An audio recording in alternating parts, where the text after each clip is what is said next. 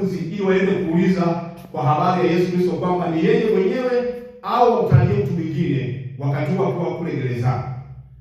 Lakini wakati huo alipokuwa akisubiri kupokea majibu kutoka kwa Yesu Kristo, Yesu alimwambia hivi, nendeni mkamwambie habari njema zinahubiriwa, vipofu wanaona, viziwi wanasikia, na watu wanaokolewa.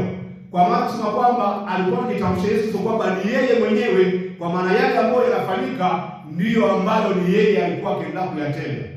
Tunapokuja kwenye sehemu hii ya pili, sehemu ya tatu, tunaona anatoa ole kwa miji ambayo habari njema zilihubiriwa, lakini Korazini na miji mingine hawakuzisikiliza zile habari wala hawakuzipokea.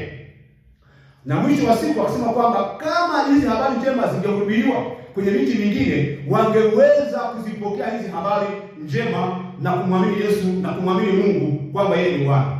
Lakini ole wake miji ile ambayo ilikataa kwa habari za Injili ambazo Yesu Kristo alikuwa anataka kuhubiria, habari zimetangazwa na watu wengi walipokuwa wanasikia hawakuweza kuzipokea, akatoa ole.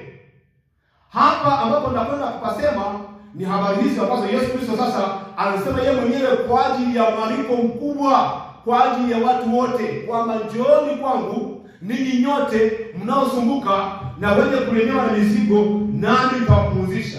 Akiwa na maana ya kwamba katika maisha haya ambayo tunaishi ya hali ya kawaida ya dunia, kuna mambo mengi ambayo tunakuwa tunayapitia, ambao wakati mwingine tumekuwa tukiyasumbukia, tumekuwa tukiyahangaikia kila siku katika nyakati mbalimbali. Katika kusumbuka huku, wakati mwingine tumekuwa hatuna majibu na yale ambayo tunasumbuka nayo, lakini Yesu Kristo anatoa kama vile mwaliko kwa ajili ya mtu yoyote yule ambaye anasumbuka na kulemewa na mizigo, kwamba yeye angeweza kumpumzisha.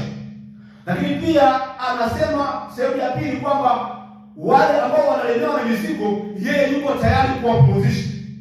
Na sehemu nyingine pia anaendelea kuongelea kwamba atawatua mizigo yao. Kuna habari njema rafiki yangu, wewe na mimi, ambao unasikia habari hizi.